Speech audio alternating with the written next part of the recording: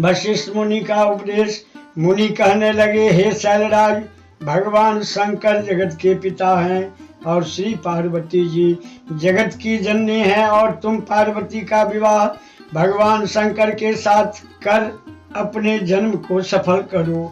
ऋषियों के वचन सुनकर हिमाचल बोला, हे ऋषिगण, आप लोग सत्य कह रहे हो, किंतु अभी अभी वैष्णव धर्मधारी एक ब्राह्मण ने आकर मुझे शिव के दोष बताकर शिव के साथ पार्वती के विवाह की नाहीं कर दी है, जिससे पार्वती की माता कोप भवन में चली गई है।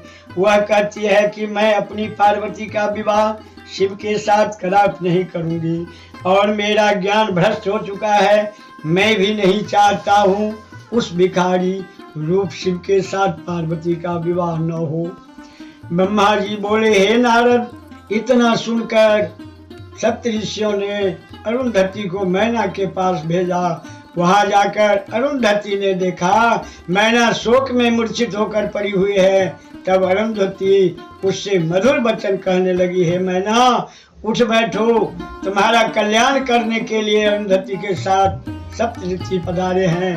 तब तो मैना खड़ी हो गई, अपने सामने श्री अरुंधति को देखकर नमस्कार किया, फिर बोली, यह मेरे भाग्य हैं, न मालूम किस जन्म के पुण्य उदय हुए हैं, जिससे मेरे घर श्री वशिष्ठ जी की पत्नी अरुंधति जी पधारी हैं। हे भगवती, आपका यहाँ किस प्रकार से आगमन हुआ?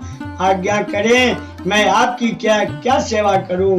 ब्रह्मा जी बोले, हे नारद, तब तो श्री अरुंधति जी के मैना को भली भांति भगवान शंकर के विषय में अनेक प्रकार से समझाया।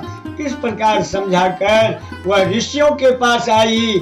इधर ऋषिगण भी हिमाचल को समझा रहे थे कि हे शैलराज, अपनी पुत्री पार्वती को श्री महादेव जी को अर्पण करके उनके स्वसुर होने का सौभाग्य प्राप्त तो करो।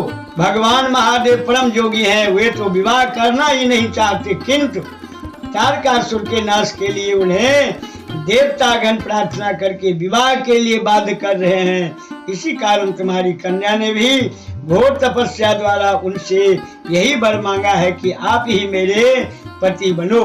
ब्रह्मा जी बोले, हे नारद, तब तो डरकर हिमाचल बोले, हे ऋषि, मेरी पुत्री तो राजपुत्री हैं, राजाओं जैसा सुख भोगती है, किंतु शिव जी के घर तो सुवर्ण धन वैभव आदि कुछ भी नहीं, वहाँ तो भोजन पदार्थ भी नहीं दिखाई देते। यह कन्या वहाँ जाकर क्या खाएगी, क्या सुख भोगोगी? अब आप ही इन बातों पर विचार करें, जैसा उचित समझें वैसी आज्ञा करें। इस प्रकार हिमाचल के कहने पर वशिष्ठ जी बोले, हे शैलराज, तुम शिव स्वरूप को जानते ही नहीं। उसका धन पत्नी कुबेर सेवक है, उनके यहाँ धन की कौन सी कमी है, जो सारे संसार की उत्पत्ति, पालन तथा संहार करते हैं। उन्हें भोजन का क्या दुख है? ब्रह्मा विष्णु तो उनके अंश हैं, उन्होंने ही मुख से सरस्वती, वक्षस्थल से लक्ष्मी एवं अपने तेज से शिवा प्रकट की है। भला उन्हें दुख कैसे हो सकता? तुम्हारी कन्या तो कल्प में उनकी पत्नी होती रही है एवं होती रहेगी। अतएव इन बातों का तुम विचार ही न करो, अपनी कन्या सदाशिव को अर्पण कर दो। तुम्हारी कन्या के तप करते समय देवताओं की प्रार्थना करने से सदाशिव तुम्हारी कन्या के समीप पहुँचे और उसे वर दिया। तुम्हारी कन्या के कथन से शिव जी तुमसे कन्या मांगने के लिए तुम्हारे घर पधारे और सदाशिव को प्रसन्न होकर उस समय तुमने कन्या देने के लिए वचन दे दिया। अब उन वचनों से हट रहे हो, यह उचित नहीं है। अब यदि प्रेम से तुमने कन्यादान न किया तो भगवान शंकर बलपूर्वक ही तुम्हारी कन्या के साथ विवाह कर लेंगे। हे शैलेंद्र, यह समझ लो, इसमें तुम्हारा एक भी शिखर न रहेगा। इससे पहले इंद्र द्वारा पंख काट लिए गए हैं, अब अपने शिखरों को भी नष्ट करना चाहते हो। हे शैलेंद्र, केवल कन्या के कारण अपना कुल क्यों नष्ट कर रहे हो? कुल की रक्षा के लिए एक का त्याग कर देना अच्छा होता है, ऐसा नीत शास्त्र कहते हैं, धर्म कहते हैं। देखो, अनरण्य राजा ने भयभीत होकर अपनी पुत्री ब्राह्मण को दे दी और अपनी संपत्ति तथा परिवार की रक्षा कर ली। 31वां अध्याय संपूर्ण 32वां अध्याय। अनरण्य राजा की कथा आता। ब्रह्मा जी बोले, हे नारद जी, इस प्रकार अनरण्य राजा की बात सुनकर हिमाचल पूछने लगे, हे महर्षि वशिष्ठ जी, अनरण्य राजा की हमें पूरी कथा सुनाइए। वह कौन थे और किस वंश में उत्पन्न हुए? तब वशिष्ठ जी कहने लगे, हे पर्वतराज, इंद्र सवर्णी नाम का जो 14वां मनु हुआ है, उसी के वंश में राजा अनरण्य हुए हैं। वह भगवान शंकर के प्रिय भक्त थे। 7 द्वीपों पर इनका राज्य था। उन्होंने ही अपने कुल में भृगु जी को आचार्य बनाकर 100 यज्ञ किए थे। इनकी 5 रानियां थी, 100 पुत्र तथा लक्ष्मी के समान परम सुंदरी पद्मा नाम की एक कन्या थी। यह कन्या राजा तथा रानियों को बहुत प्यारी थी। राजा बड़े उदार आत्मा थे। एक बार सब देवता ने कहा, आप इंद्र के सिंहासन पर बैठकर स्वर्ग का राज करो, किंतु उन्होंने स्वीकार न किया। जब इनकी परम प्रिय कन्या विवाह के योग हुई तो उन्होंने उसके वर की खोज के लिए चारों ओर पत्र भेजे। चारों ओर वर की तलाश होने लगी। इतने में तप करके लौटते हुए पिपलाद ऋषि ने वन में एक मनुष्य को अपनी स्त्री के साथ विहार करते देख लिया। ऋषि के मन में भी काम वासना जग गई। स्त्री किस प्रकार प्राप्त हो, यही विचार करते करते ऋषि अपने स्थान पर पहुंच गए। फिर कुछ समय के बाद एक दिन पिपलाद पुष्पभद्रा नामक नदी पर स्नान करने गए। वहाँ अनरण्य की परम सुंदरी कन्या भी आई थी। ऋषि उनकी सुंदरता देखकर मोहित हो गए। ऋषि ने कन्या के आसपास खड़े हुए मनुष्यों से उसका परिचय पूछा। उन लोगों ने हंसकर कहा कि यह तो अनरण्य राजा की पद्मा नाम की कन्या है। क्या आपका मन इस पर मुग्ध हो गया है? जाकर राजा से मांग क्यों नहीं लेते? इस प्रकार के हास्य युक्त वचन सुनकर मुनि लज्जित हो गए और अपने दिल में उसे पाने की इच्छा कर ली। इसके बाद शीघ्रता पूर्वक स्नान, नित्य कर्म, शिव पूजन आदि करके पिपलाद राजा अनरण्य की सभा में चले गए। राजा ने मुनि को देखकर प्रणाम किया और विधिवत पूजन करके उनको आसन पर बिठाया। ऋषि से सेवा पूछी तो ऋषि ने राजा से उसकी कन्या की यातना की। इतना सुनकर वह राजा चुप हो गए। कुछ क्षणों के बाद ऋषि फिर बोले, हे राजन, अपनी कन्या शीघ्र मुझे दे दो, नहीं तो कुल के साथ तुमको क्षण भर में ही भस्म कर दूंगा। ब्रह्मा जी बोले, हे नारद, इस प्रकार मुनि के कहने पर राजा रोने लगे। रानियां, नौकर चाकर सब रोने लगे। इस बूढ़े ऋषि को कन्या किस प्रकार दी जाए, लोग क्या कहेंगे? राजा इसी चिंता में घुल रहे थे। उसी समय राजपुरोहित तथा राजगुरु वहां आ गए। राजा ने रोते रोते उस ऋषि का वृत्तांत का सुनाया। तब पुरोहित तथा गुरु विचार कर राजा से बोले, हे राजन, आपको कन्या का किसी न किसी के साथ विवाह तो करना ही है, फिर इसके साथ ही क्यों न विवाह कर दो, जिससे आपके कुल की रक्षा हो जाए। ब्रह्मा जी ने कहा। इस प्रकार पुरोहित एवं गुरु के वचन सुनकर बुद्धिमान राजा ने अपने कुल की रक्षा के लिए अपनी कन्या को वस्त्र आभूषणों से अलंकृत करके मुनि को अर्पण कर दी। मुनि ने भी विधि पूर्वक पद्मा के साथ विवाह कर अत्यंत प्रसन्न होकर राजा से विदा होकर अपने स्थान को गमन किया। इसी शोक में राजा राजपाट छोड़कर वन में चले गए और रानी भी वन में चली गई। पति कन्या का स्मरण करके रानी की मृत्यु हो गई। इधर घर में सारा परिवार नौकर चाकर राजा के बिना दुखित हुए। राजा अनरण्य ने वन में जाकर तप करके भगवान शंकर को प्रसन्न किया और शिवलोक को प्राप्त हो गए। अनरण्य राजा के बड़े पुत्र कीर्तिमान राज करने लगे। वशिष्ठ जी ने कहा, हे हिमाचल राज, इस प्रकार अनरण्य राजा ने अपनी कन्या देकर अपना कुल, धन आदि सबकी रक्षा कर ली। इसलिए अब तुम भी अपनी कन्या शिव को अर्पण करके सभी देवताओं को अधीन कर लो। 32वां अध्याय संपूर्ण। बोल प्रेम से शिव महापुराण की जय। 33वां अध्याय पद्मा पिलपाद की कथा। ब्रह्मा जी बोले, हे नारद जी, हिमाचल अरण्य की कथा सुनकर कहने लगे, हे मुनीश्वर वशिष्ठ जी, आपने अरण्य राजा की बहुत सुंदर कथा सुनाई, अब कृपा करके पिपलाद की कथा सुनावें। पद्मा के साथ विवाह कर ऋषि ने कहाँ निवास किया और क्या क्या करते रहे। वशिष्ठ जी बोले, हे पर्वतराज, वह पिपलाद अत्यंत वृद्ध थे, मुंह पर झुर्रियां निकली हुई थी, दांत नहीं थे, कमर झुक गई थी, कांप कांप कर चलते थे। इस प्रकार बूढ़े मुनि पद्मा के साथ विवाह करके अपनी कुटिया पर निवास करने लगे। वह पद्मा साक्षात लक्ष्मी थी। अपने बूढ़े पति को साक्षात विष्णु समझकर उनकी सेवा पूजा करने लगे। एक दिन पद्मा स्वर्णदा नामक नदी पर स्नान करने गई। उसके परीक्षा लेने के लिए स्वयं धर्मराज वहां आए। उन्होंने राजाओं जैसा सुंदर रूप धारण किया हुआ था, वस्त्र आभूषणों से शोभायमान। नवयुवक कामदेव के समान लग रहे थे, रथ पर बैठे हुए थे। उस पद्मा के भाव जानने के लिए मार्ग में ही उससे कहने लगे, हे सुंदरी, तुम तो राजरानी बनने के योग्य हो, इस बूढ़े पिपलाद के योग्य तो नहीं हो। यह बूढ़ा कब तक जिएगा जो मौत के घाट पर बैठा है। हे सुंदरी, यह सुंदर शरीर और रूप पूर्व जन्म के पुण्यों से प्राप्त होती है। इसका उपयोग सुंदर नवयुवक के साथ ही सुखदायक है, नहीं तो यह रूप बेकार चला जाता है। इसी कारण इस बूढ़े को त्याग कर मेरे साथ चली चलो, मैं तुम्हें हृदय की रानी बनाऊंगी। मैं रति प्रवीण हूँ, तुम्हें सुख पहुंचाऊंगा, मुझे अपना दास बना लो। इस प्रकार कहकर राजकुमार बने हुए धर्मराज रथ से उतर आए और पद्मा को पकड़ने के लिए तैयार हो गए। तब तो पद्मा थोड़ा हटकर क्रोध में आकर कहने लगी, अरे वो पापी राजा, दूर हट, मेरे शरीर का स्पर्श मत करना, नहीं तो शीघ्र नष्ट हो जाएगा। तुम काम से अंधे होकर मेरा पतिव्रत धर्म नष्ट करना चाहते हो। अपने परम पूज्य महातपस्वी महर्षि पिपलाद को त्याग कर मैं श्री लंपट महाकामी तुम्हारी दुराचारी तुम्हारे साथ क्यों चलूं?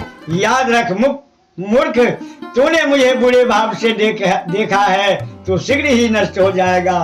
ब्रह्मा जी बोले, हे नारद जी, इस प्रकार पद्मा ने जब उसे शाप दे दिया तो उसने अपना राजाओं जैसा रूप त्याग दिया और अपने धर्म के रूप में आकर कांपते कांपते बोला, हे माता, मैं धर्म हूँ जो कि ज्ञानियों के गुरु का भी गुरु हूँ। मैं वही हूँ। मैं सदा परिस्थितियों को अपनी माता मानती हूँ, परिस्थितियों को अपनी माता मानता हूँ। मैंने तो केवल आपकी परीक्षा के लिए यह सब कुछ किया है।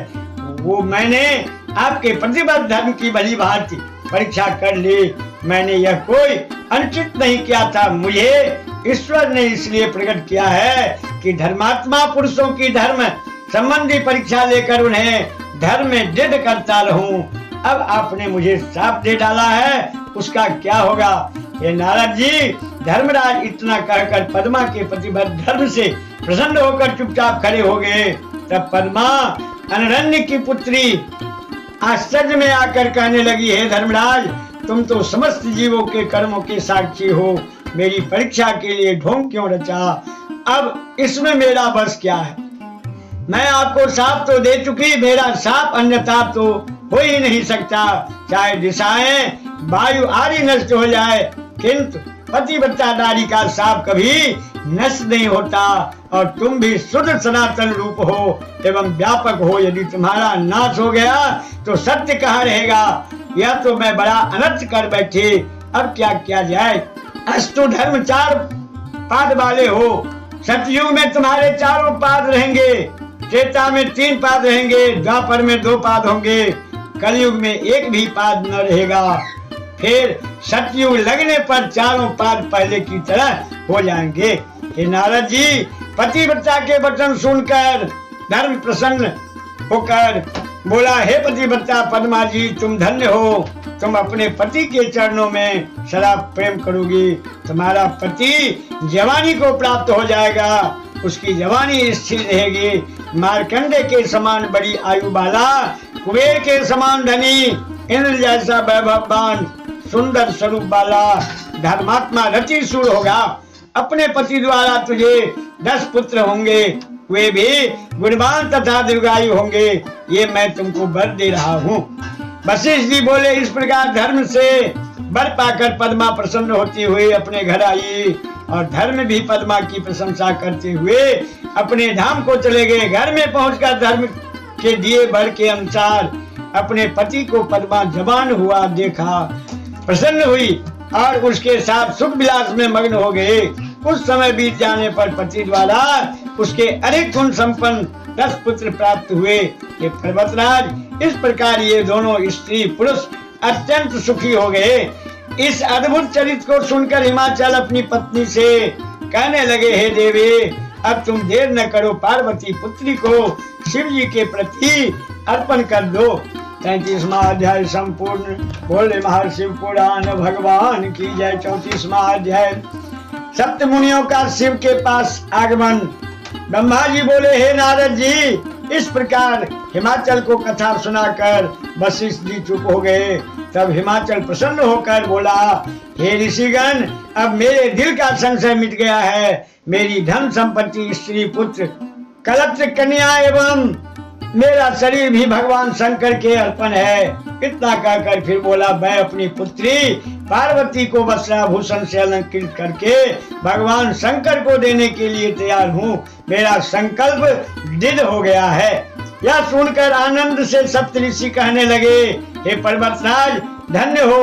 हम तो यही कहेंगे कि भगवान शंकर भिखारी हैं और आप दाता हो, उन्हें अपनी पार्वती रूप भिक्षा अवश्य दें। यह कहकर श्री पार्वती जी के मस्तक पर हाथ फेरते हुए बोले, हे पुत्री, तुम्हारा मंगल हो। यह कहकर पुष्प फल आदि देकर आशीर्वाद करने लगे। इधर अरुंधति जी ने भगवान शंकर के गुणों से मैना को मोहित करके लोकरीत के अनुसार हल्दी, रौड़ी आदि से पत्थर पूजन, मार्जन आदि कराकर 4 दिन के बाद लग्न भी धरा दी। उसके बाद अत्यंत आनंद के साथ सातों ऋषि अरुंधति के साथ भगवान शंकर के पास चले गए। उनके पास पहुंचकर शुभ वृत्तांत सुनाया और कहा है कि हमने हिमाचल को धर्म शास्त्रों के वचन सुनाकर समझा दिया है। वह अपनी पुत्री आपको समर्पण कर रहा है। आप विवाह की तैयारी करें, समस्त देवगणों को निमंत्रण करें। 34वां अध्याय संपूर्ण। 35वां अध्याय। हिमाचल का लग्न पत्रिका भेजना। ब्रह्मा जी बोले, हे नारद जी, उसके बाद हिमाचल ने अपने सगे संबंधियों को बुलाकर प्रसन्नता पूर्वक अपने पुरोहित श्री गर्ग जी से लग्न पत्र लिखवाया। उसका पूजन करके अनेकों सामग्री के साथ भगवान शंकर के पास भिजवा दिया। भगवान शंकर के पास पहुंचते ही उन्होंने लग्न लाने वाले पुरोहित का भली भांत आदर सत्कार किया।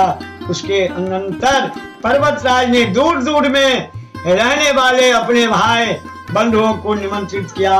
फिर वस्त्र आभूषण, विभिन्न प्रकार के रत्न इत्यादि वस्त्रों का संग्रह करने लगे। अनेकों प्रकार की मिठाइयां, पकवान आदि बनाने के लिए अनेकों शिल्पी हलवाई लगा दिए। सब प्रबंध होने लगा। सौभाग्यवती पर्वत नारियां मंगल गीत गाने लगे। श्री पार्वती जी का श्रृंगार करने लगी। अनेकों प्रकार के साज श्रृंगार वेश से सुशोभित होकर स्त्री समाज में इकट्ठा हो गया। लोकाचार रीतियां होने लगी।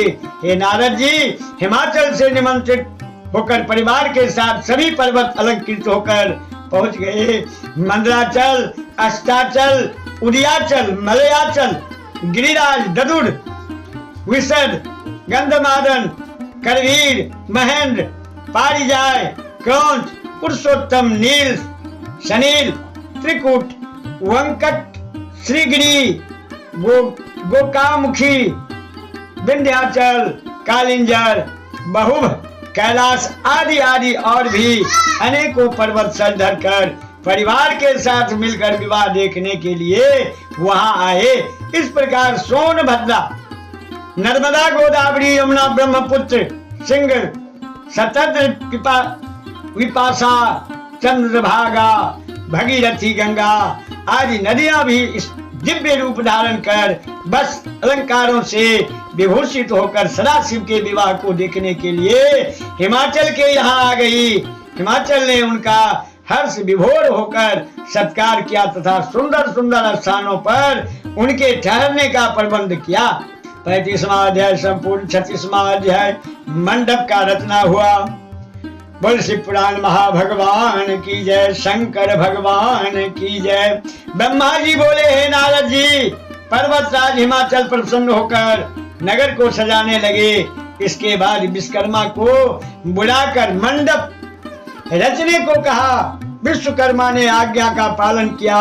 उन्होंने एक शोभायमान मंडप 10,000 योजन लंबा चौड़ा रच दिया, जो कि 40,000 कोस में था। उस मंडप में उसने अपनी निपुणता दिखाई। अनेकों प्रकार के स्थावर जंगम पुष्प स्त्री पुरुष आदि की मूर्तियां बनाई गई थी। जल में थल में जल दिखाई देता, देखने वालों का मन मोहित हो जाता था। वहाँ द्वारपालों की मूर्तियां भी थी, जिनके हाथों में धनुष था। मुख्य द्वार पर लक्ष्मी जी की मूर्ति थी। हाथी घोड़े साथियों द्वारा चलाए रथ साक्षात चलते हुए दिखाई देते थे। सबसे प्रधान द्वार पर नंदीश्वर की विशाल मूर्ति बनाई गई। उसके ऊपर रत्न जटित पुष्प गुच्छ रच दिया गया। इसी प्रकार विश्वकर्मा ने विद्याघर, गंधर्व लोकपाल, देवता भृगु आदि ऋषि महर्षि मनोहर प्रकार से रच दिए। अपने पार्षदों के साथ गरुड़ पर चढ़े हुए भगवान विष्णु की अद्भुत मूर्ति एवं ऐरावत हाथी पर सवार इंद्र की मूर्ति भी बना दी। वह मंडप अत्यंत आश्चर्यकारी रचा गया। विश्वकर्मा ने देवताओं के लिए उचित अनुकूल स्थान भी रच दिए। 36वां अध्याय संपूर्ण। 37वां अध्याय। ब्रह्मा जी बोले, हे नारद जी, इधर भगवान शंकर ने जब लग्न पत्रिका ली थी, उसमें लिखी हुई सभी लोकाचार रीतियों को भी अपनाया। सभी उपस्थित मुनिगणों को भगवान शंकर ने अपने विवाह में सम्मिलित होने को कहा। उसके बाद भगवान शंकर ने ऋषि नारद जी को भी याद किया। फिर तुम भी वहां पहुंच गए और अपने भाग्य की प्रशंसा करते हुए प्रणाम किया। फिर स्तुति करने लगे। तब प्रसन्न होकर सदाशिव बोले, हे ऋषि श्रेष्ठ, जो कुछ भी मैं कहूँ उस परम तत्व को ध्यान पूर्वक सुनो। हे नारद, तुम्हारे कहने से ही पार्वती जी ने उग्र तपस्या की थी, जिसके फल स्वरूप प्रसन्न होकर मैं उसे पति होने का वर दे चुका हूँ। अब विवाह के लिए वहाँ से लगन पत्रिका भी आ चुकी है। आज से 7वें दिन श्री पार्वती जी के साथ लोकरीत के अनुसार मेरा शुभ विवाह होगा। अब तुम इस शुभ विवाह के लिए विष्णु आदि देवता मुनि सिद्ध ऋषि सभी को मेरी ओर से निमंत्रण दे आओ और उन्हें कहना कि अपने परिवार के साथ अपने अपने वाहनों पर चढ़कर विभूषित हो मेरे विवाह उत्सव में शीघ्र पधारे। ब्रह्मा जी बोले, हे नारद जी, इस प्रकार भगवान की आज्ञा सुनकर तुम अतीब आनंदित हुए और कहने लगे, हे भगवान सदाशिव, मैं आपका सेवक हूँ। आपकी आज्ञा शिरोधार्य है। यह कार्य कर देवताओं को निमंत्रित करने के लिए तुम वहां से चल पड़े। सभी देवताओं को जाकर निमंत्रण दिया। फिर प्रसन्नता पूर्वक वहां से लौट आए। आकर सभी समाचार सुनाया। ब्रह्मा जी बोले, हे नारद जी, निमंत्रण पाकर अतीब प्रसन्नता से सज धर कर भगवान विष्णु श्री लक्ष्मी जी के साथ भगवान शंकर के पास पहुंच गए। वहां शंकर को प्रणाम करके उनकी आज्ञा से अपने स्थान पर बैठ गए। इसी प्रकार सब देवता वस्त्र आभूषणों से शोभायमान होकर वहां पहुंच गए। सिद्ध चारण गंधर्व ऋषि मुनि सबके सब निमंत्रित होकर कैलाश पहुंच गए। अप्सराएं नाचने लगी, देव नारियां मंगल गान करने लगी। महान उत्सव आरंभ हो गया। उसके बाद लोकाचार रीतियां करके भगवान शंकर की आज्ञा से विष्णु आदि सभी देवता वर यात्रा बारात के लिए जाने की तैयारी करने लगे। 7 माताओं ने शिव का श्रृंगार किया। मस्तक पर तीसरा नेत्र मुकुट बन गया। चंद्रकला का तिलक लग गया। कंठ के सर्पों ने अपने फन दोनों और ऊंचे कर लिए, वे सुंदर कुंडल हो गए। इसी प्रकार सभी अंगों में सांप लिपट गए, वे अंगद आदि आभूषण बन गए। सारे अंगों पर चिता की भस्म रमा दी गई। वह चमक उठी, वस्त्र के स्थान पर सिंह तथा गज चर्म शोभायमान हो गया। इस प्रकार के श्रृंगार से सुशोभित होकर भगवान शंकर दुल्हा बन गए। विष्णु जी कहने लगे, हे शंकर जी, आप विवाह गृह सूत्र की विधि के अनुसार करें। मंडप की स्थापना नांदी मुख श्राद्ध आदि कुल रीत के लोग भी इसी प्रकार करते चले। इसमें आपका यश होगा और लोग भी इसी प्रकार करने लग जाएंगे।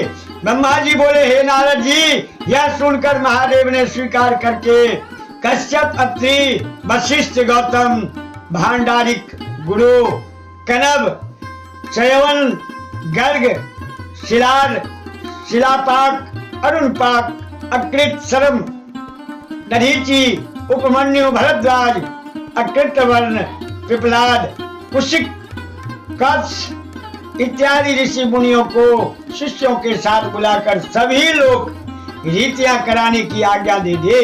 तब तो सबने मिलकर भगवान का रक्षा विधान करके ऋग्वेद, यजुर्वेद, सामवेद आदि के सूक्तों द्वारा स्वस्ति वाचन करना आरंभ किया।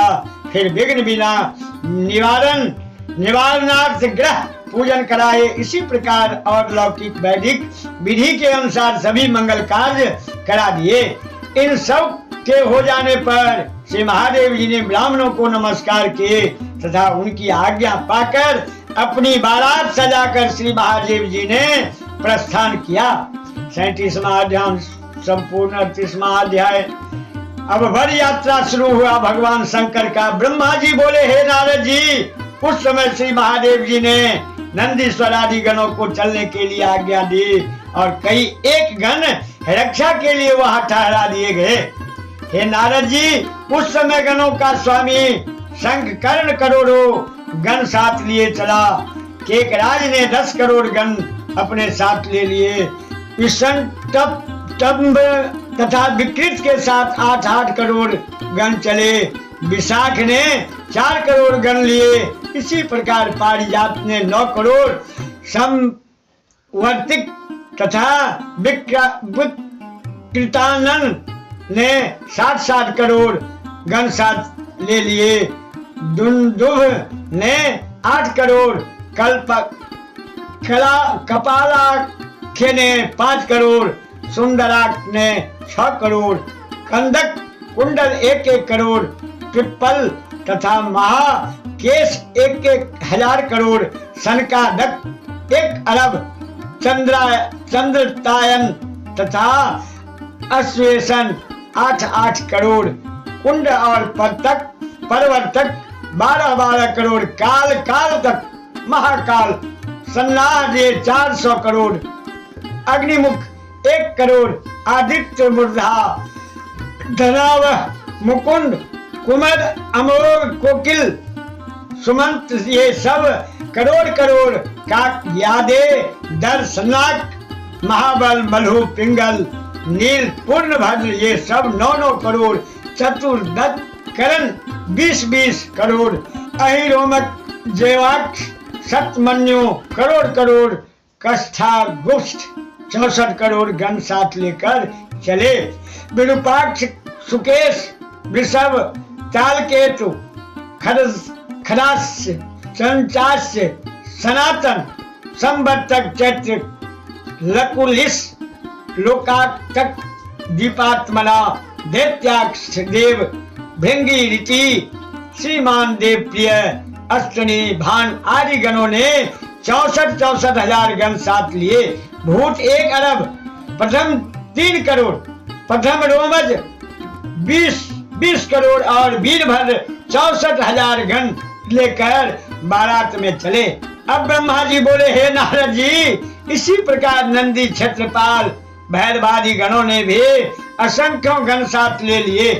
तो हजारों हाथों वाला मुकुट, माला, जटा, चंद्र रेखा वाले, नीलकंठ, त्रिनेत्रधारी, रुद्राक्ष पहने, भस्म रमाए, कुंडल करों से सुशोभित ब्रह्मा विष्णु इंद्र के समान अनिमा आदि सिद्धियों से युक्त करोड़ों सूर्यों के समान तेजस्वी आकाश पृथ्वी पाताल आदि सभी जगह विचरने वाले ये संपूर्ण गण भगवान शंकर के विवाह उत्सव में आकर चल पड़े हैं।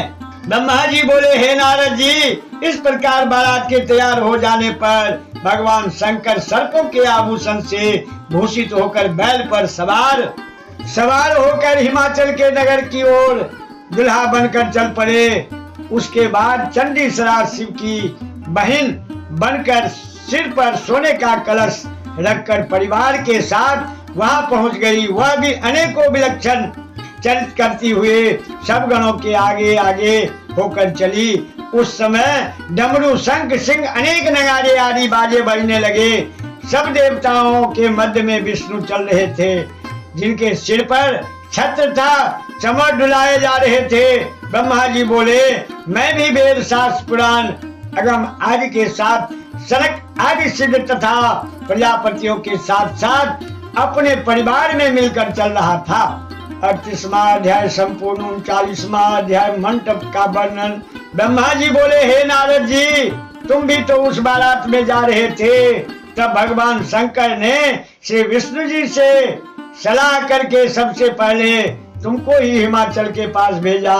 वहां पहुंचकर तुमने विश्वकर्मा के बनाए हुए मंडप को देखा तो आश्चर्य करने लगे। वहां रत्न जटित सोने के लाखों कलश थे। बड़े बड़े केलों के खंभों में वह सज रहा था। परम शोभायमान मंडप को देखकर तुम अपनी शुद्ध बुद्ध खो बैठे। भगवान शंकर के चित्र को देखकर उन्हें साक्षात समझकर तुम हिमाचल से बोले, हे पर्वतराज, क्या देवता तथा महर्षियों के साथ विवाह के लिए भगवान शंकर आ गए? तब तुमको मंडप के चित्रों में चकित जानकर हिमाचल ने कहा, हे नारद जी, वे तो अभी नहीं आए, तुमको भ्रम हो गया है, अभी आप स्वस्थ हो लें, फिर मेरी ओर से मैनाक आदि मेरे पुत्रों को साथ लेकर आप वहां जाएं, उन्हें बारात के साथ आदर पूर्वक यहाँ ले आए। ब्रह्मा जी बोले, तब तुम मैनाक आदि हिमाचल के पुत्रों को साथ लेकर सदाशिव के पास आ गए। तब मैं विष्णु आदि देवता तुम्हें घेर कर पूछने लगे, हे नारद जी, वहाँ का क्या समाचार है? वहाँ तुम्हारा सत्कार हुआ कि नहीं? अपनी पुत्री श्री पार्वती जी का विवाह भगवान शंकर के साथ हिमाचल करना चाहता है कि नहीं? इत्यादि अनेकों प्रश्न सुनकर मुझे तथा विष्णु एवं इंद्र को एकांत में ले जाकर तुमने कहा कि हे देवताओं, हिमाचल ने एक ऐसा मंडप बनाया है जिसमें तुम सब देवताओं के जीते जागते चित्त लगे हुए हैं। मैं तो उन्हें देखकर अपनी शुद्ध बुद्धि ही खो बैठा। इससे मालूम होता है कि वह आप लोगों को मोहित करने के विचार से मैं है। इतना सुनते ही इंद्र तो बहुत ही डर गया। बोला, हे लक्ष्मी के स्वामी, भगवान विष्णु त्वष्टा के पुत्र को मैंने मार दिया था, उसी का बदला लेने के लिए मेरे सिर पर विपत्ति न आ जाए, मैं न मारा जाऊं, मैं तो संदेह में पड़ गया।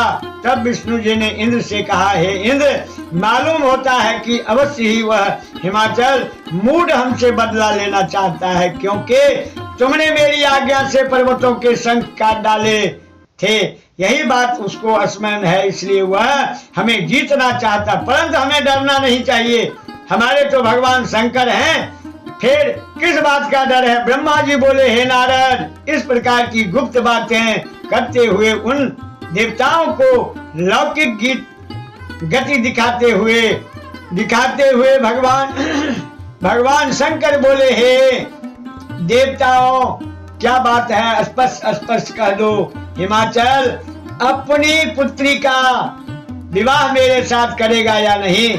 इस प्रकार भगवान शंकर के वचन सुनकर नारद जी, तुमने कहा, हे भगवान, विवाह तो आपका निश्चित है, उसमें कोई विघ्न नहीं है, इसलिए तो हिमाचल ने अपने पुत्रों को मेरे साथ भेजा है, आपको आदर पूर्वक ले जाने के लिए ये लोग आए हैं। किंतु देवताओं को मोहित करने के लिए हिमाचल ने मंडप में विचित्र से चित्र बनवाए हैं, इससे उसकी माया फैल रही है। यही बात है।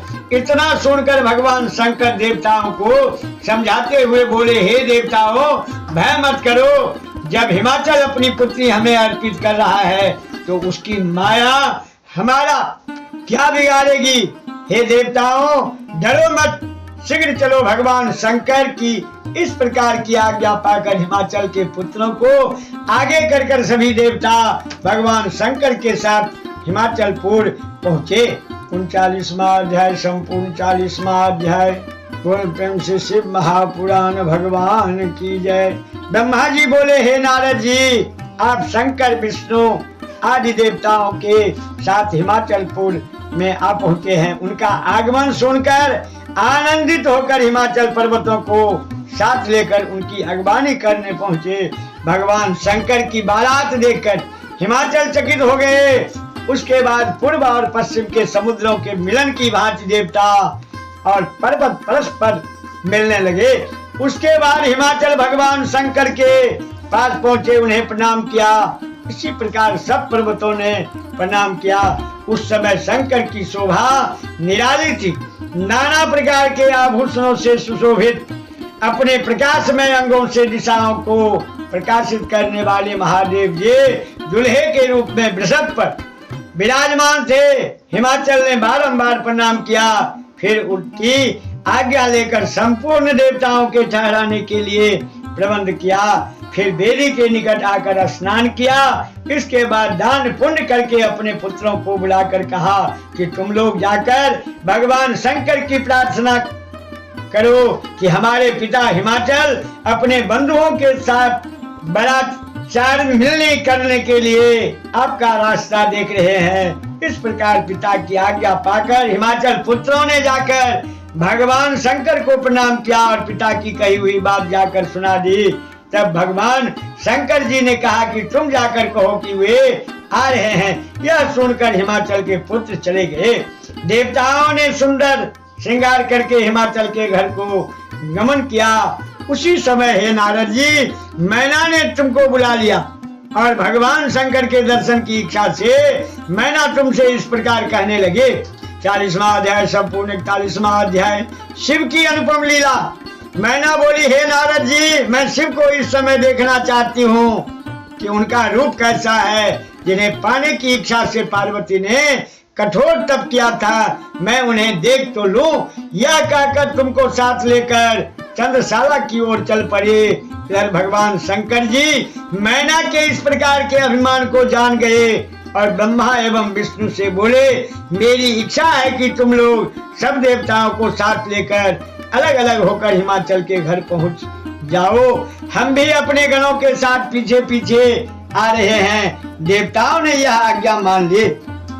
तब देवताओं की सजी सजाई सेना देखकर मैना अत्यंत प्रसन्न हुए। उस बारात में सबसे आगे सुंदर वस्त्र आभूषणों से सजे हुए गंधर्व कहने अपने अपने वाहनों पर सवार होकर बाजे बजाते आ रहे थे। उन्हीं के साथ ध्वजा पताकाएं फहराए हुए उनके गण थे। अप्सराएं नाचती हुई आ रही थी। उनके पीछे वसु आ रहे थे। उन्हें देखकर मैना बोली, हे नारद जी, क्या इन्हीं में शिव हैं? यह सुनकर नारद जी ने कहा, नहीं, ये तो उनके गण हैं। तब मैना ने विचार किया कि जब शिव के गण ही इतने सुंदर हैं तो न जाने शिव कितने सुंदर होंगे। इसके बाद अपनी सेना लेकर मणिग्रीव आए। इसी प्रकार अग्नि, यम, ऋतु, वरुण, वायु, कुबेर, ईशान, इंद्र आदि क्रम क्रम से आने लगे। उतावली होकर मैना ने पूछा, इन्हीं में शिव हैं? तब नारद जी ने कहा कि ये तो शिव के सेवक दिक्पाल हैं। चंद्र और सूर्य भी आए। उन्हें देखकर यही प्रश्न किया। नारद जी ने उन्हें सूर्य और चंद्रमा बताया। इसके बाद मेघ के समान श्याम सुंदर करोड़ों काम को जीतने वाले, शोभा संपन्न, 4 भुजा वाले, कमल नयन पीतांबर लहराते, शांत स्वरूप गरुड़ पर सवार होकर विष्णु आए। तब मैना चकित होकर बोल उठी, हे नारद जी, क्या यही पार्वती के पति हैं? तब नारद जी ने कहा, यह पार्वती के पति नहीं, यह तो लक्ष्मी के पति विष्णु है। मैना, तुम सोच क्या रही हो? त्रिलोकी के नाथ, संपूर्ण कार्य करने वाले भगवान शंकर तो इनसे भी अधिक सुंदर है। मैं उनकी सुंदरता वर्णन ही नहीं कर सकता। ब्रह्मा जी बोले, हे नारद जी, तब तो मैना अपने भाग्य सराहने लगे। ये लोग तो शिव सेवक हैं, जिन्हें मैं अपनी आंखों से देख रही हूँ। इन्हीं के स्वामी मेरी पार्वती के पति हो तो फिर मेरे भाग्य की सराहने के योग्य हैं। हे नारद जी, इस प्रकार मैना अभिमान में आकर कह रही थी कि उसी समय उसका अभिमान दूर करने के लिए अपने अद्भुत रूप वाले गणों को साथ लेकर शिव जी आने लगे। भूत प्रेत पिशाच अत्यंत क्रूप गणों की सेना आने लगे। उनमें कोई वायु रूप था, किसी की टेढ़ी सूंड थी, किसी के होठ लंबे थे, किसी की दाढ़ी लंबे थी, किसी का सिर ही गंजा था, किसी की आंखें नहीं तो किसी के नासिकाहीन था।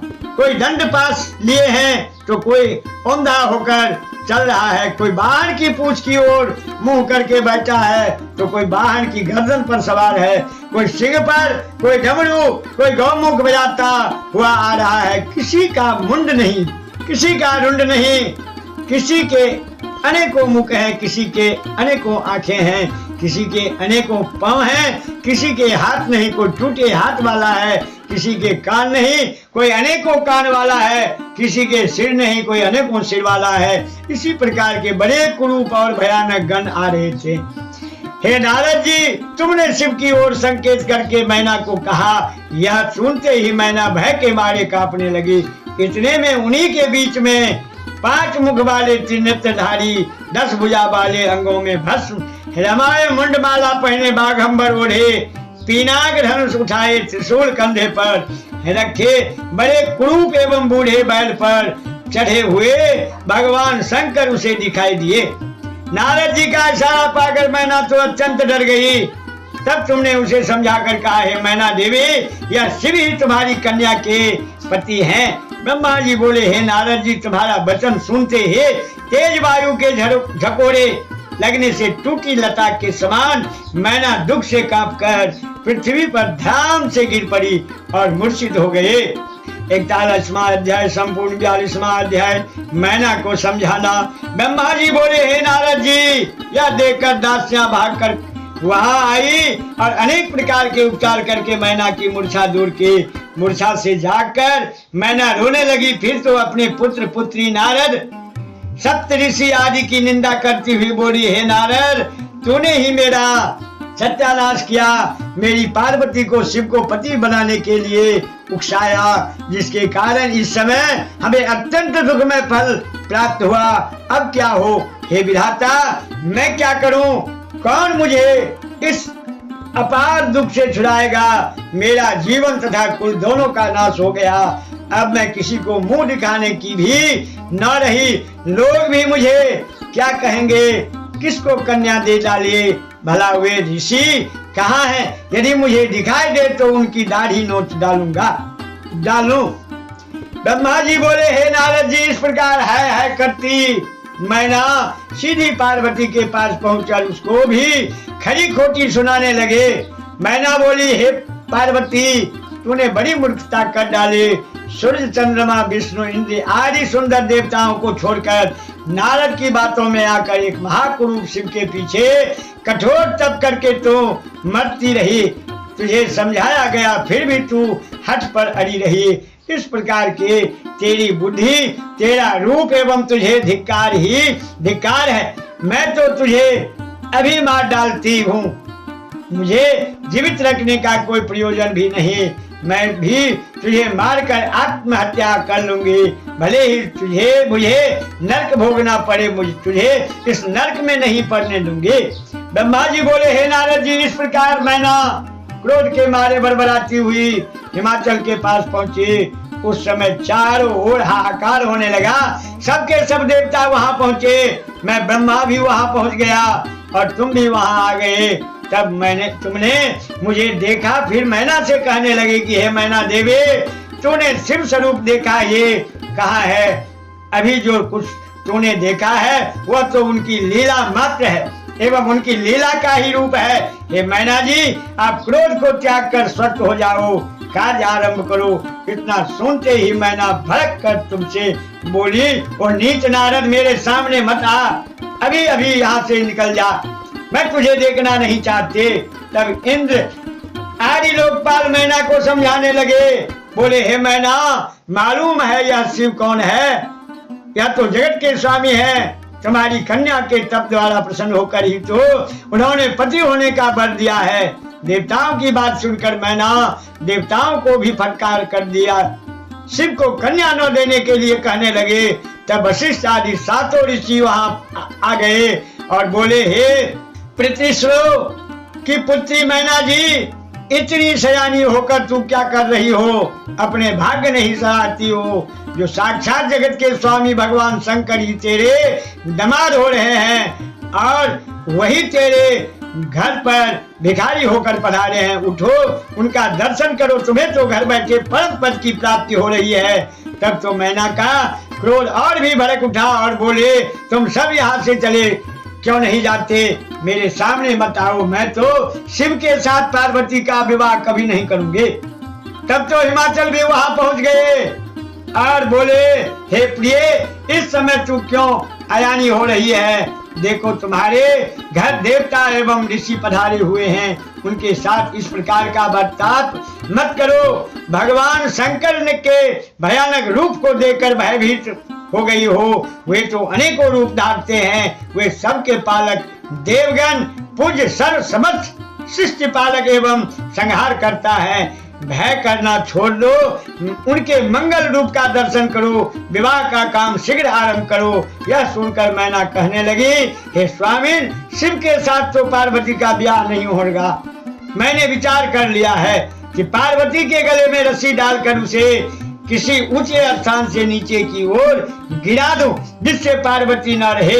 यदि आपने हठ पूर्वक इसके विवाह करने की ठान ली हो तो मुझे ऐसा करने से रोकने का प्रयत्न करोगे तो मैं अपने ही प्राण त्याग दूंगे। ब्रह्मा जी बोले, यह सुनकर मैना बहुत ही जोर से रोने लगे। तब तो हे नारद जी, मैं स्वयं वहां पहुंचकर समझाने लगा। मैंने कहा, हे मैना, तुम व्यर्थ में ही इतना बखेरा कर रही हो। भगवान शिव तो अनेकों रूप धारण करते हैं, अनेकों नाम वाले हैं। सृष्टि का पालन तथा संहार उन्हीं के हाथ में है। वह सर्वथा स्वतंत्र ईश्वर हैं। सर्व काम बिगाड़ने वाला अपना यह हट छोड़कर पार्वती का उनके साथ विवाह कर दो। यह सुनकर रोते रोते मैना कहने लगी, बस करो पितामह, व्यर्थ झूठी प्रशंसा न करो। मैं अपनी आंखों से शिव का रूप देख चुकी हूँ। ब्रह्मा जी बोले, मैना अपने हट पर अड़ गई। तब वहां विष्णु पहुंचकर मैना को समझाने लगे। विष्णु जी ने कहा, हे मैना देवी, तुम तो पृथ्वीश्वरों की पुत्री हो, धर्म का आधार लेकर चलने वाले सयानी हो। इस प्रकार का हट करना तुम्हें उचित नहीं। शिव का अभी तुमने देखा ही क्या है। वे तो निर्गुण भी हैं, सगुण भी हैं, सुंदर भी हैं, कुरूप भी हैं। सभी उनका पूजन करते हैं। वे ही सज्जनों की गति हैं। मूल प्रकृति ईश्वर एवं पुरुषोत्तम को प्रथम उन्होंने ही रचा। उन्हीं से मैं तथा ब्रह्मा दोनों उत्पन्न हुए हैं। उसके बाद सारे लोगों के हित के लिए अपनी इच्छा से भगवान रुद्र ने अवतार धारण किया है। उन्हें तो विवाह से क्या प्रयोजन, केवल पार्वती के तप से प्रसन्न होकर तेरे द्वार पर पधारे हैं। अतएव अब अज्ञानवश दुख को त्याग कर शिव भजन करो, जिससे परम आनंद प्राप्त हो। ब्रह्मा जी बोले, हे नारद जी, भगवान विष्णु के इस प्रकार समझाने पर मैना कुछ स्वस्थ हुए और कहने लगी, हे विष्णु जी, मैं शिव के साथ अपनी कन्या का तभी विवाह करूंगे जब वह अपना असली रूप धारण कर आएंगे, अन्यथा नहीं। 42वां अध्याय संपूर्ण 43वां अध्याय शिव का सुंदर स्वरूप है।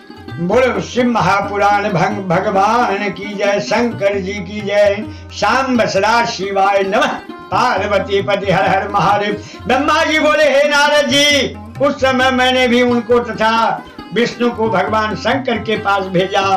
तुम वहां जाकर उनकी स्तुति करने लगे। अंतर्यामी भगवान शंकर ने प्रसन्न होकर अपना सुंदर एवं अद्भुत स्वरूप बनाकर आपको दर्शन दिए। तब आप प्रसन्न होकर मैना के पास भागते आए, आकर मैना से बोले कि हे मैना जी, अब चलकर भगवान के दर्शन करो, इतने सुंदर एवं उत्तम स्वरूप है, अभी वह आपके घर ही आ रहे हैं। यह सुनकर हिमाचल की रानी आपको साथ लेकर वहां गई। तब मैना को परम आनंददायक शिव के दर्शन हुए। वे करोड़ों सूर्य के समान प्रकाशवान, अंग उपांगों से सुंदर, भड़कीले वस्त्र तथा रत्न जटित आभूषण धारण किए हुए, सुंदर मुख कमल से मंद मधुर मुस्कान करते हुए, श्वेत वर्ण के शरीर वाले प्रसन्न चित्त सुंदर वृषभ पर सवार होकर आ रहे हैं। उनके विशाल मस्तक पर चंद्रमा सुशोभित है। विष्णु आदि देवता सेवा करते आ रहे हैं। सूर्य ने उनके सिर पर छत्र धारण कर रखा है। चंद्रमा आभूषणों को शोभित कर रहा है। गंगा यमुना चवट डुला रही है। इस प्रकार पधारते हुए भगवान शंकर के पीछे सुंदर एवं अनोखे रूपों वाले गण सिद्ध मुनि देवता जय जयकार करते आ रहे हैं। विश्वास वसु अप्सराएं के साथ शिव के आगे गाते हुए चल रहे हैं। ब्रह्मा जी बोले, तब तो मैना चित्र लिखित सी होकर क्षण भर अवाक हो गई। फिर बोली, हे मेरी पुत्री पार्वती, धन्य हो, तुम्हारे तप के प्रताप से परम कल्याणकारी सदाशिव मेरे घर पधारे हैं। हे भगवान शंकर, मैं बहुत ही अपराध कर बैठी हूँ, आपकी अतिशय निंदा की है। आप मुझ पर प्रसन्न होकर मुझे क्षमा करें। हे नारद जी, उस समय पुर निवासिनी स्त्रियां सभी की सभी घर के कामों को छोड़कर बाहर निकल आई। चक्की पीसने वाली ने चक्की छोड़ दी। पति की सेवा में लगी हुई पति की सेवा छोड़कर भाग आई। कोई तो दूध पीते हुए बच्चे को छोड़कर भाग आए। बछड़ा बांधते हुए किसी ने बछड़ा भी न बांधा। इसी प्रकार के आवश्यक कार्यों को छोड़कर भगवान शिव के दर्शन के लिए दौड़ी आई। भगवान शंकर का दर्शन करते ही सबकी सब मोहित हो गई। तब शिव की सुंदर मूर्ति दृश्य में हृदय में धारण करके आपस में बोली, हे सखियों, आज हिमाचलपुर में रहने वाले नर नारियों के नेत्र सफल है एवं जन्म भी आज सफल है। हे पार्वती, तुम्हारे भाग्य धन है, तुम्हारा जप करना भी धन्य, साक्षात भगवान शंकर की पत्नी बन रही हो। ब्रह्मा जी बोले, हे नारद जी, इस प्रकार पुर की निवासिनी सभी स्त्रियों ने चंदन एवं चावलों से कल्याण रूप भगवान का पूजन किया और फूलों की भगवान पर वर्षा करने लगे। 43वां अध्याय संपूर्ण। 44वां अध्याय बर का आगमन। अब बर वेश में भगवान शंकर का आगमन। ब्रह्मा जी बोले, हे नारद जी, इसके बाद भगवान शंकर सबको आनंदित करते हुए गण देवता सिद्ध मुनियों के साथ हिमाचल के घर के निकट पहुंच गए। यार मैना भी सभी स्त्रियों के साथ मिलकर झटपट घर आ गई। तब भगवान शंकर के लिए आरती सजाने लगी। आरती सज गई। स्त्रियों के साथ मिलकर द्वार पर आए। भगवान शंकर पहुंच गए। उस समय उनकी शोभा करोड़ों कामदेवों के समान थे। सुंदर श्वेत वज्र एक मुख, त्रिनेत्रधारी, सुगंधित मालती पुष्पों की माला धारे, रत्न जटित स्वर्ण के भूषण पहने, नाना प्रकार के विचित्र चमकीले वस्त्र धारण किए, चंदन अगर कस्तूरी से सुगंधित तरुण स्वरूपधारी मंद मुस्कान करते हुए सर्वांग सुंदर भगवान शंकर के इस प्रकार मैना को दर्शन हुए। तब उसकी प्रसन्नता का कोई ठिकाना ना रहा। प्रथम पार्वती के बताए हुए स्वरूप से भी यह बहुत ही सुंदर स्वरूप मैना को दिखाया।